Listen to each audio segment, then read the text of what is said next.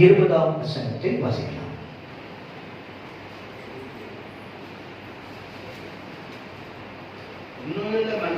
உண்மையுள்ள மனுஷன் பரிபூரண ஆசீர்வாதங்களை பெறுவான்.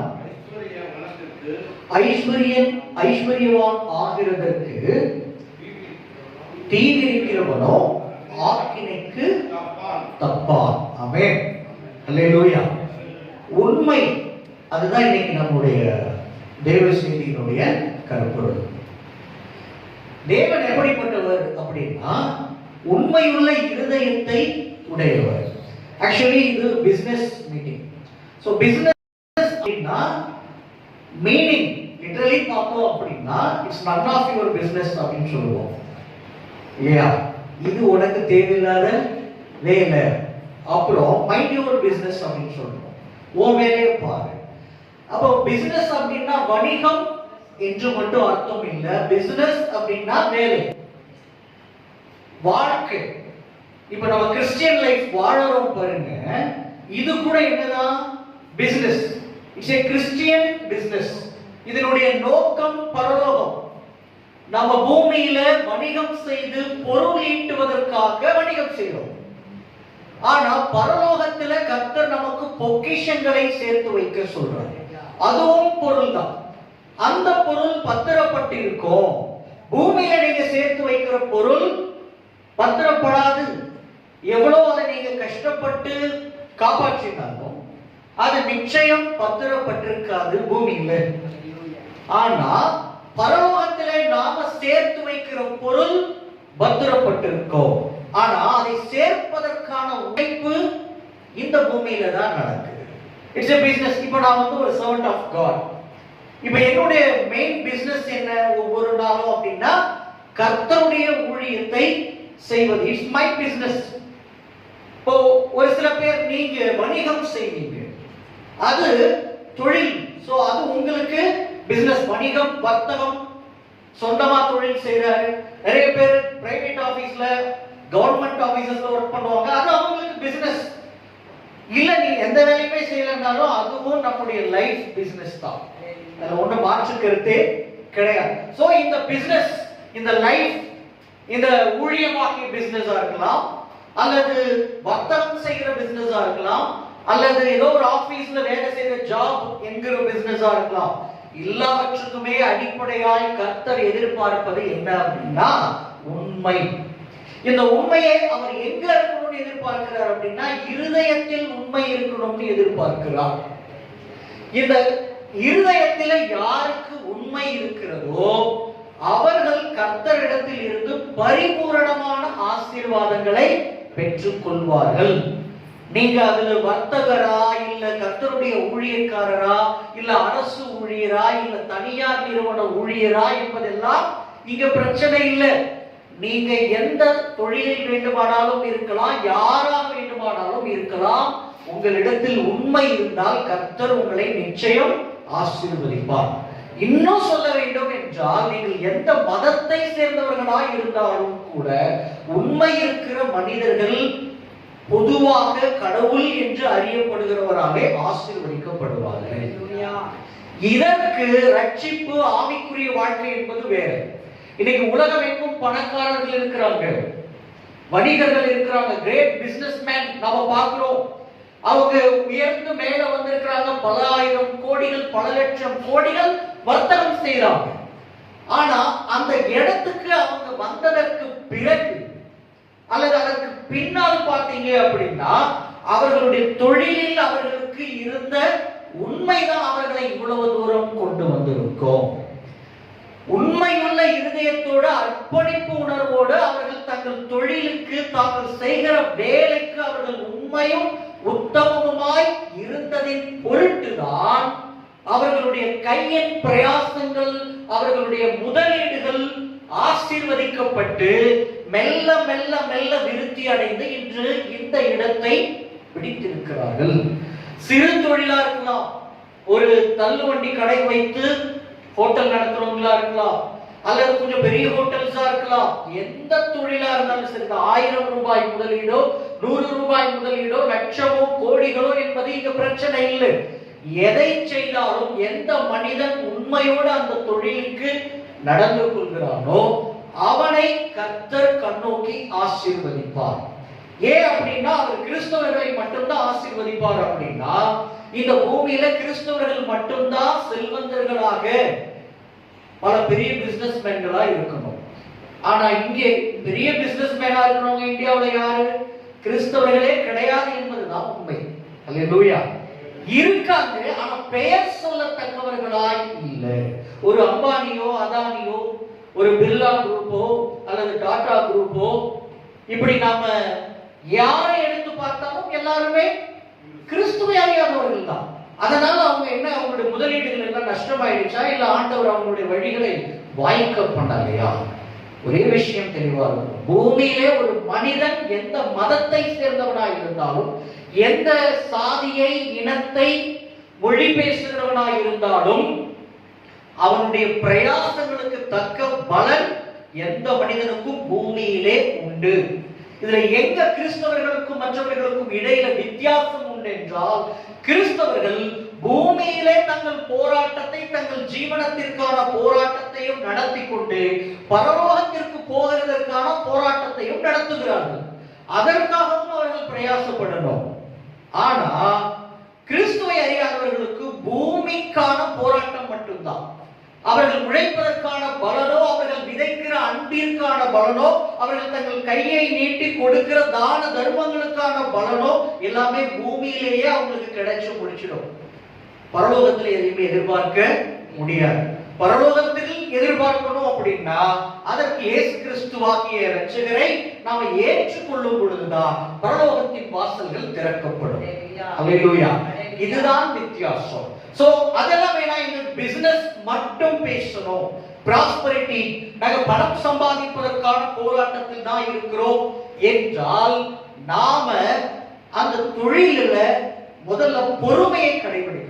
உண்மையை பற்றி சொன்னேன், பொறுமை இருக்கணும். பொறுமையும் உண்மையுமே முதல்ல ஒன்றோடு ஒன்று இணைந்தவை தான். உண்மை இருக்கிறவங்க தன் தொழிலுக்கோ, தன்னுடைய குடும்பத்தாருக்கோ, தன் மனைவிக்கோ, தன்னுடைய கணவனுக்கோ, பிள்ளைகளுக்கோ, நண்பர்களுக்கோ, அயலார்களுக்கோ உண்மையாய் இருக்க விரும்புகிறவர்கள் யாரும் அவர்களிடத்தில் பொறுமையை கடைபிடிப்பார்கள். ஏன் அப்படின்னா அவங்க வேணும், அவங்களுக்கு நான் உண்மையா இருக்கணும்னு இவங்க விரும்பும் போதே அவர்களால இவர்களுக்கு உபத்திரவங்கள் வரும், பிரச்சனைகள் வரும், பாடுகள், கஷ்டங்கள் வரும். அதை எல்லாவற்றையும் தாண்டி பொறுமையோடு அணுகினாலும் மட்டும்தான் நீங்க அவர்களுக்கு கடைசி வரைக்கும் உண்மையா இருக்க முடியும்.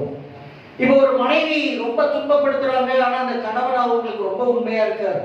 அல்லது அந்த கணவன் மனைவியை ரொம்ப துன்பப்படுத்துறாங்க, ஆனா அந்த மனைவி உண்மையா இருந்து பாக்குறாங்க. உண்மை இருக்கு, ஆனா ஒரு கட்டத்துல பொறுமை இழந்தா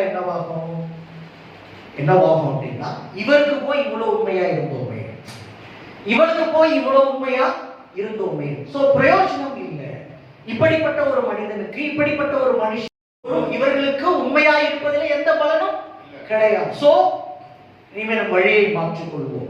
நாமளும் உண்மை இல்லாதவங்க இருந்துட்டு போயிடுவோம். இவருக்கு இன்னும் உண்மையா இருக்கிறதால எந்த பிரயோஜனமும் இல்லை. சோ அவங்க எப்ப தன்னுடைய பேஷன்ஸ், பொறுமையை இழக்கிறார்களோ அங்கே தன்னுடைய உண்மையையும் இழந்து விடுகிறார்கள். சோ இந்த பொறுமையும் உண்மையும் ஒன்றோடொன்று பின்னி பிணைந்தவை. ஒரு தொழில்ல, ஒரு வேலையில, ஒரு காரியத்துல ஈடுபட்டு கொண்டு இருக்கிற மனிதனுக்கு, மனுஷிக்கு பொறுமை நிச்சயம் அவசியம் வேண்டும். ஒரு விதையை நிலத்துல விதைச்சோம் அப்படின்னா அதை விதைச்ச உடனே அப்படி சாயங்காலத்துல போய் அறுவடை செய்ய முடியாது. எப்போ குறைந்தபட்சம் 3 மாதம். அந்த 3 மாத காலகட்டத்தில் அவங்க சும்மா சந்தோஷமா பொறுமையா இருக்க முடியாது. மழை வந்து சோதிக்கும், வெள்ளம் வந்து சோதிக்கும், பெருங்காற்று சோதிக்கும், சில நேரங்களில் கடும் வெயில் வந்து சோதித்து பயிர்களை எல்லாம் கருக்கி போட்டுவிடும். எலிகள் வந்து சோதிக்கும், பூச்சிகள் அரிக்கும். இப்படிப்பட்ட பக்கத்து நிலத்தில் இருக்கிறவங்க திடீர்னு தண்ணியை திறந்து விடும் பொழுது உங்க பயிர்கள் அழிந்து போகும். இது நம்மை சுற்றி இருக்கிறவர்களால நம்முடைய பிசினஸ்க்கு, நாம ஈடுபடுகிற ஒரு தொழிலுக்கோ அல்லது வேலைக்கோ வருகிற பிரச்சனை. இதான் அந்த பூச்சி, எலி, இதெல்லாம் நம்ம சுற்றி இருக்கிறவங்க உறவுகளால் வருகிற துரோகங்கள், அல்லது பிசினஸ்ல பார்ட்னரா இருக்கிறவரால வர்ற துரோகங்கள், இதெல்லாம் இந்த எலி, பூச்சி இந்த மாதிரி. காலநிலை, மழையால, வெயிலால, வெள்ளத்தினால வருகிற போராட்டம் என்பது நம்முடைய புத்திக்கு எட்டாத, அறிவுக்கு எட்டாமல் வருகிற பிரச்சனைகள். இப்ப கோவிட் வந்தது. கோவிட் என்பது எதற்கு ஒப்பாயிருக்குன்னா காலநிலைக்கு ஒப்பாயிருக்கு. நான் சொன்ன மழை, வெள்ளம், வெயில், இது இயற்கையின் காரியங்களை போல கோவிட் என்பது உலகத்தின் சூழ்நிலை. ஒட்டுமொத்த உலகத்தின் சூழ்நிலையும் மாறும் பொழுது ஒரு தனி மனிதனுடைய தொழிலும் பிரச்சனைகள், போராட்டங்கள் வரதான் செய்யும். காலநிலையில மாற்றம் வரும் பொழுது நம்முடைய விவசாய தொழில் பாதிக்கப்படும். அதே போல உலகத்தின் சூழ்நிலையில போராட்டம் வரும் பொழுது, மாற்றங்கள் வரும் பொழுது, குறிப்பிட்ட ஒரு தொழில் படுக்கும் பொழுது நம்ம தொழில சேர்ந்தேதான் படுக்கும். இது சமூகத்தினுடைய சூழ்நிலையினால வருகிற பிரச்சனை. இப்ப இதெல்லாம் எதிர்கொள்றதுக்கு என்ன வேணும் அப்படின்னா பேஷன்ஸ் வேணும், பொறுமை வேண்டும், நஷ்டங்களை சந்தித்தே தீர வேண்டும். நாம இன்னும் கிறிஸ்டியன் லைஃப்குள்ள வந்துட்டாலே நாம எல்லாம் வேற மனுஷங்க நம்ம நினைச்சிட கூடாது. நாம இன்னும் பரலோகம் எல்லாம் போகல, பூமியில தான் இருக்கிறோம். Same circumstances, same situations, same struggles. நீங்க ஒரு பிசினஸ் மேன் அப்படின்னா, நீங்க கிறிஸ்தவராகவே இருந்தாலும் ஒரு இந்து வணிகருக்கோ அல்லது இஸ்லாமிய வணிகருக்கோ நாத்திக வணிகருக்கோ வருகிற போராட்டங்கள், சிக்கல்கள் உங்களுக்கும் உண்டு. அவர்கள் பொறுமையை கடைபிடிப்பது போல நாமும் பொறுமையை கடைபிடிக்க வேண்டும். இந்த பொறுமையில தான் வித்தியாசம். என்ன அப்படின்னா, அவர்கள் இயேசுவின் மீது நம்பிக்கை வைத்து பொறுமை காக்க மாட்டாங்க.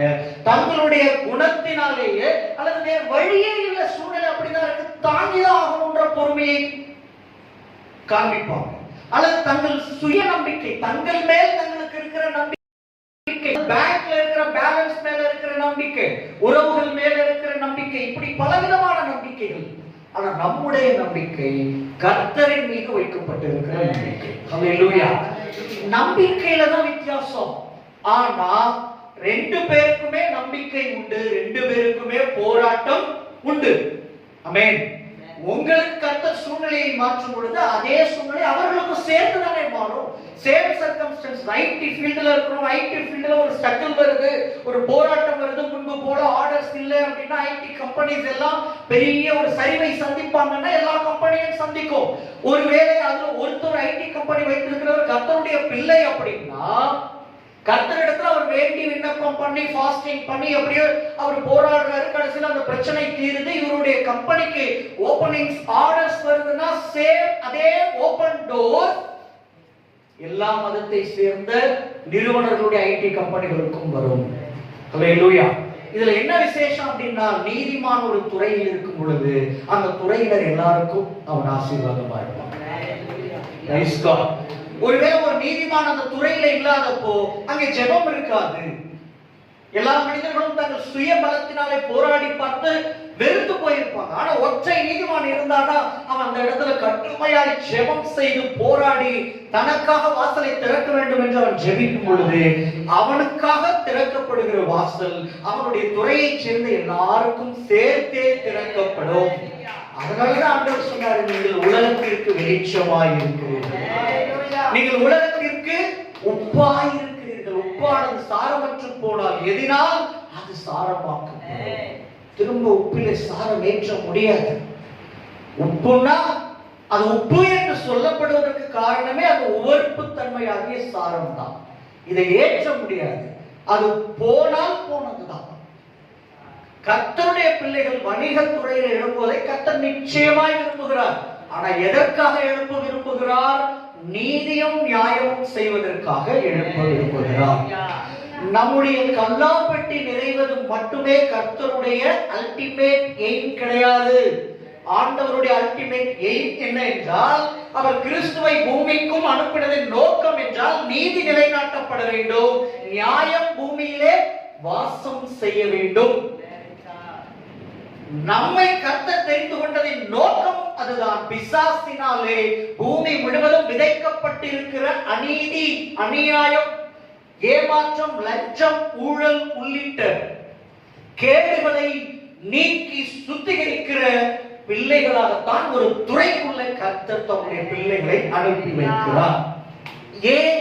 கர்த்தருக்கு பயப்படாதவங்க லஞ்சம், லாவண்யம் வாங்குகிறதற்கு என்ன செய்ய மாட்டாங்க, பயப்படவே மாட்டாங்க. அதுலயும் உண்மையுள்ளவர்கள் இருக்கிறாங்க. கடவுள்னு ஒருத்தர் இருக்காரு, அவர் எல்லாவற்றையும் பார்க்கிறாரு அப்படின்னு. அதனால நம்ம வந்து ஆண்டவர் பிள்ளைங்களையும் லஞ்ச லாவண்யம் பண்ணி மாட்டினவங்க இருக்கிறாங்க. மற்ற மதங்களையும் கடைசி வரைக்கும் கை சுத்தம் உள்ளவங்களும் இருக்கிறாங்க. இது வந்து மதத்தினால மார்க்கத்தினால வந்து விடுவது கிடையாது. ஆனால் கர்த்தர் எப்படிப்பட்டவர் என்றால், ஒருபோதும் இந்த கையூட்டுகளை, கள்ள தராசுகளை, சூழ்ச்சிகளை, தந்திரங்களை அனுமதிக்கிறவர் அல்ல. நீதிமானுக்கு வரும் துன்பங்கள் அநேகமாயிருக்கும், அவைகள் எல்லாவற்றிலும் இருந்து கர்த்தர் அவனை நீங்களாக்கி விடுவிக்கிறார். அப்ப நீதிமான் அப்படின்னா பிசினஸ் மேன். அவர் நீதிமானா இருந்தாலும் அவருக்கும் பிசினஸ்ல பலவித துன்பங்கள் வரும், பலவித ஏமாற்றங்கள் வரும், போராட்டங்கள் வரும். உங்களோடு இருக்கிறவங்க உங்களுக்கு துரோகம் செய்வாங்க. ஏன்னா நீங்க நீதிமான். ஆனா ரைட்டஸ் மேன் தான், பட் பிசினஸ் ஃபீல்ட்ல இருக்கிறீங்க. நீங்க எந்த ஃபீல்டில் இருந்தாலும் ஒரு நீதிமான் பூமியில சந்திக்க வேண்டிய பாடுகளை அவரவர்களுக்கு கர்த்தர் பகிர்ந்தளித்த அளவின்படி நீங்க சந்திச்சே தீரணும். இல்லைன்னா பூமியில வெற்றிகரமான பிசினஸ் மேனா இருக்கலாம், ஆனா பரலோகத்துல இடம் கிடைக்காம போயிடும். சோ நான் என்ன சொல்றேன், ஃபர்ஸ்ட் என்ன சொன்னேன், உண்மை. இரண்டாவது என்னங்க, பொறுமை. ஒரு விவசாயி தன் வீட்டுல அறுத்து அரிகளை கட்டி அந்த மூட்டை, நெல் மூட்டைகளையோ கோதுமை மணி மூட்டைகளையோ கொண்டு வந்து இறக்குவதற்குள் அவன் பல்வேறு போராட்டங்களை சந்திக்க வேண்டும். அதே போல உங்கள் பிசினஸ் என்கிற நிலத்துல நீங்க விதைக்கிற முதலீட்டை நீங்கள் லாபமாய் மாற்றி கொண்டு வருவதற்கு நீங்களும் பலவிதமான பாடுகள், உபத்திரவங்களை, சவால்களை எல்லாம் எதிர்கொண்டுதான் வெற்றி பெற முடியும். அப்ப அதுக்கு என்ன வேணும் அப்படின்னா, கிறிஸ்டியன் அப்படின்னா எல்லா கிறிஸ்டியன்களுக்கும் கர்த்தர் நியமித்த பேசிக் ஃபண்டமெண்டல்ஸ், கமாண்ட்மெண்ட்ஸ் இது உங்களுக்கும் உண்டு. நீங்க பிசினஸ் மேன் அப்படிங்கிறதுனால ஜெபத்தில இருந்து தப்பிக்க முடியாது. நாங்க பிசினஸ் பண்றோம், we are business man அப்படின்னு சொல்வீங்க அப்படின்னா வேத ஞானத்திலிருந்து நீங்கள் தப்பிக்க முடியாது. நீங்க பிசினஸ் மேன் அப்படின்னா சபை கூடி வருதலில் இருந்து தப்பிக்க முடியாது. எல்லா கிறிஸ்தவர்களுக்கும் என்ன கமாண்ட்மெண்ட்ஸ், கற்பனைகள், கட்டளைகள், பிரமாணங்கள் நியமிக்கப்பட்டிருக்கிறதோ நீங்களும் அவற்றை கடைபிடித்தே தீர வேண்டும். அப்பதான் உங்க பிசினஸ்ல நீங்க வெற்றி கொடி நாட்ட முடியும். இதை நீங்க நல்லா புரிஞ்சுக்கணும். ஆனால் எப்பொழுதும் ஜெபம் பண்ணி விழித்திருந்து ஜெபம் பண்ணுங்கள். இது ஒட்டுமொத்த கிறிஸ்தவர்களுக்கான கர்த்தருடைய கட்டளை. அப்ப இந்த கட்டளை நீங்க பிசினஸ்ல இருந்தாலும் உங்களுக்குமான கட்டளை தான். உங்களுக்கு பிசினஸ் மேனுக்கு அப்படின்னு சொல்லி கர்த்தர் எதுவும் சலுகைலாம் கொடுக்கல, அப்படியெல்லாம் எதுவுமே கிடையாது. நான் ரொம்ப பிஸியா இருக்கேன், பிசினஸ் அப்படின்னா நம்ம என்ன கூட சொல்லுவோம், என்ன பிசினஸ் மேனால அவர் எப்படிதான் இருப்பாரு, பிஸியாவே தான் இருப்பாரு. ஆனா உங்க பிஸி அது மனுஷங்களோட நிறுத்திக்கணும், கர்த்தர் இடத்துல அந்த பிஸியை காமிச்சிடக்கூடாது. When you have to show your busy to God, then our God will affect your business and your busy schedules. Spoil பண்ணிடுவார், அதுக்கப்புறம் வீட்டுல உட்கார வச்சுருவார். அல்லேலூயா. நீங்க பிஸியாவே இருக்க முடியாது. உங்க பிஸி எல்லாம் உங்க பிசினஸோட இருக்கணும். when God church அப்படின்னு வந்துருச்சுன்னா, கட்டளைகள் அப்படின்னு வந்துருச்சுன்னா immediately நீங்க சரண்டர் ஆயிடணும். you are a slave. எங்க? in front of God. அங்க நீங்க எவ்வளவு பெரிய மேலதிகாரியா, தானியேல் பாபிலோன் மாகாணத்துக்கே ஆளுநர், கவர்னர்.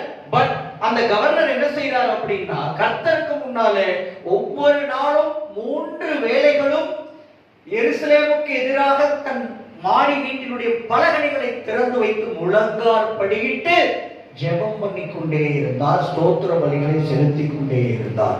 அவர் நேபுகத்நேச்சர் ராஜாவுக்கும் பாபிலோனியர்களுக்கும் தான் கவர்னர். ஆனா காட்க்கு முன்னால அவர் தன்னை ஒரு அடிமையாகத்தான் முன்னிறுத்தினார். That's why God blessed Daniel and his ways.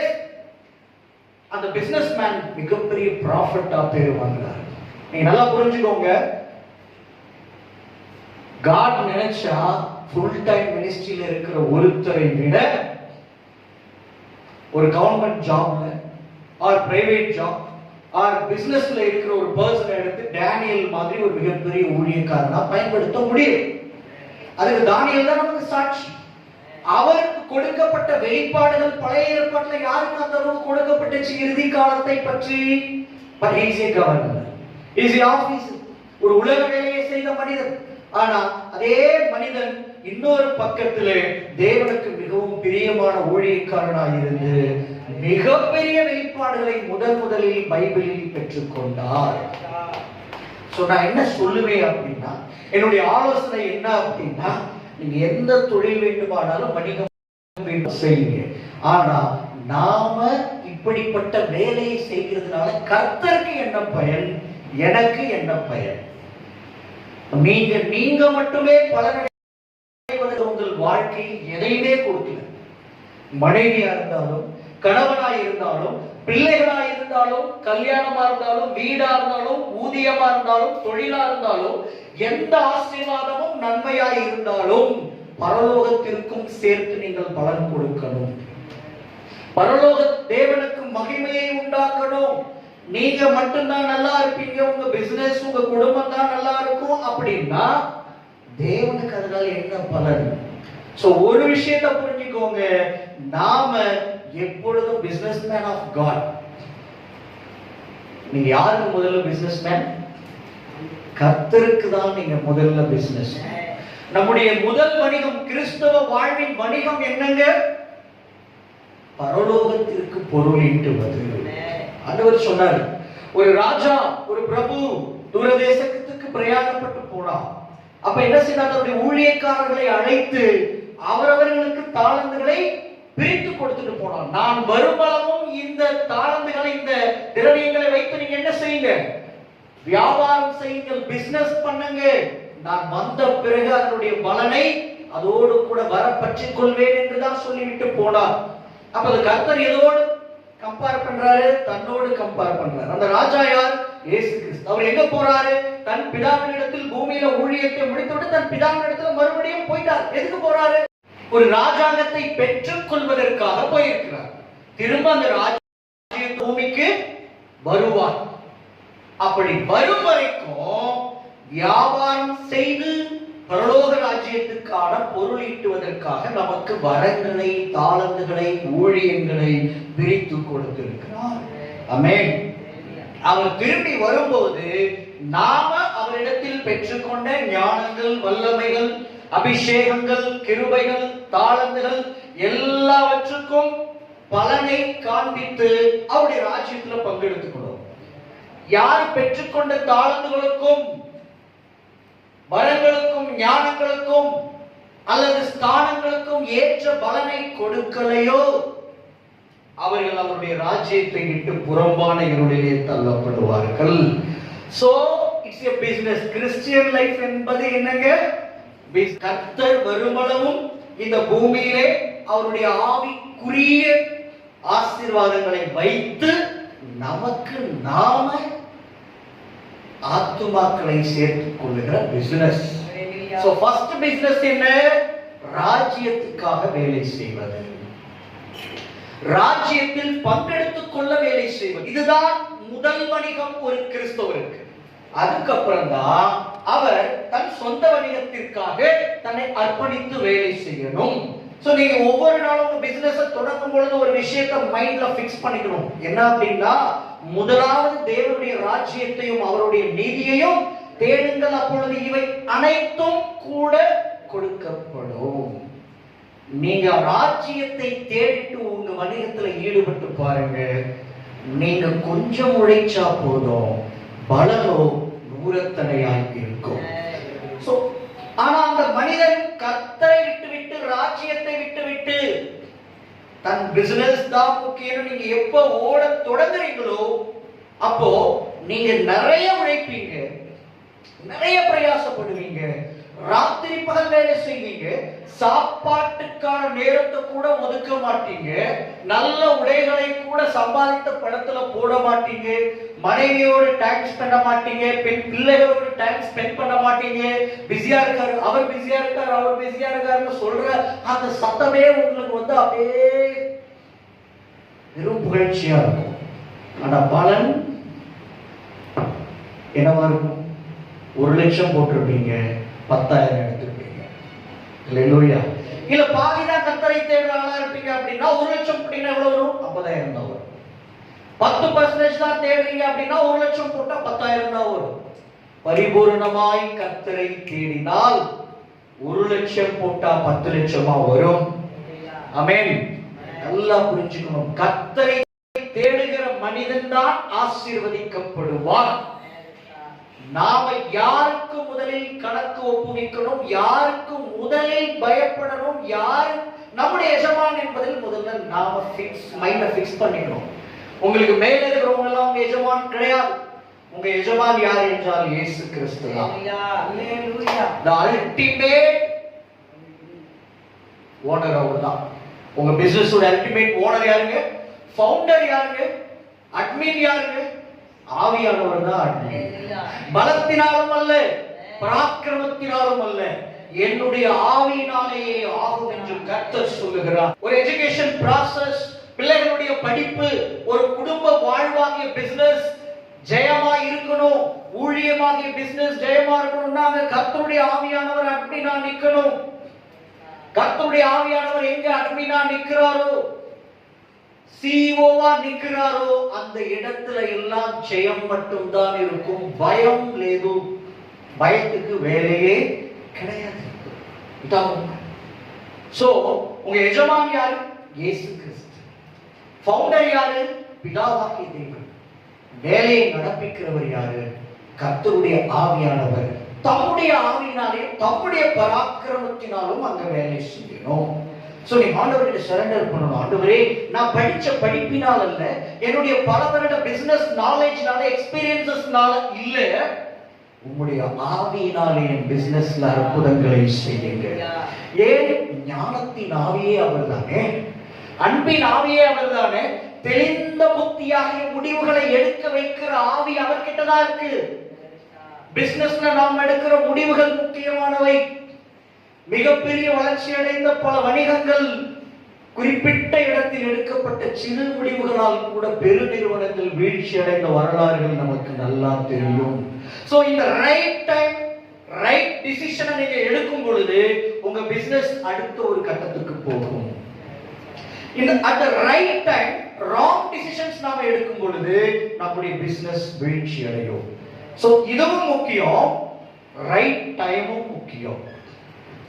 Right டிசிஷனை wrong டைம்ல எடுத்தீங்க அப்படின்னாலும் பிசினஸ் சரியும். இல்ல நான் சொல்றது புரியுதுங்களா? டிசிஷன் ரைட், ஆனா டைம் இஸ் இம்பார்ட்டன்ட். நீங்க நல்ல டிசிஷன் தான் எடுக்கிறீங்க, ஆனா எந்த டைம்ல எடுத்தீங்க அது ரொம்ப முக்கியம். அத சொல்லுவாங்க, காற்றோடு காற்று இருக்கும்போது என்ன செய்யணுமா? தூற்றிக்கணும். காற்று இல்லாத நேரத்தில் எவ்வளவு பெரிய பலசாலி அவர் வந்து தூற்றினாலும் வாட் ரிசல்ட் என்னங்க?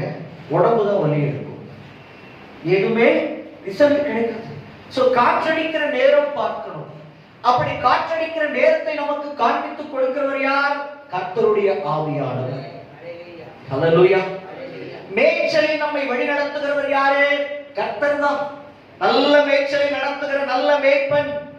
இயேசுவை பற்றி 5 விதமான மேய்ப்பன் என்று வேதம் சொல்லுகிறது.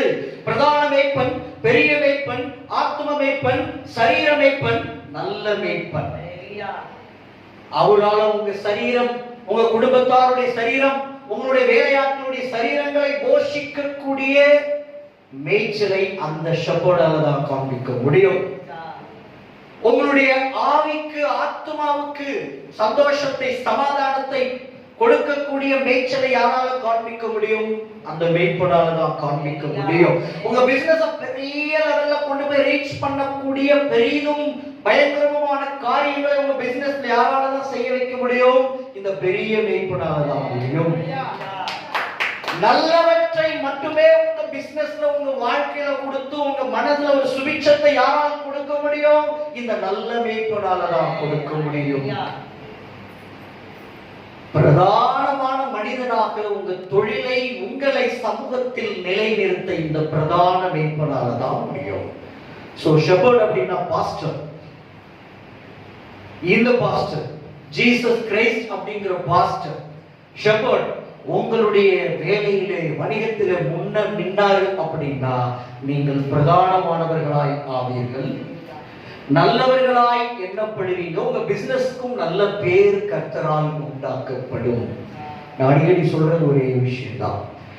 ஒரு மனுஷனுக்கு எவ்வளவு திரளான ஆஸ்தி இருந்தால், இவ்வளவு பெரிய பிசினஸ் மேனா எத்தனை கோடிகளை சம்பாதித்தாலும் அது உங்களுக்கு எட்டர்னல் லைஃப் கிடையாது. It's just a business. அது வெறும் மணி தான், அது எல்லார்கிட்டயும் இருக்கு. ஆனா உங்கள் வாழ்வின் விலையேற பெற்ற ரிசல்ட், நன்மை அல்லது லாபம் என்ன தெரியுமா? எட்டர்னல் லைஃப் நீங்க எந்த அளவுக்கு லாபமாக்கிக்கிறீங்க அப்படிங்கதான். Praise the Lord. ஹல்லேலூயா.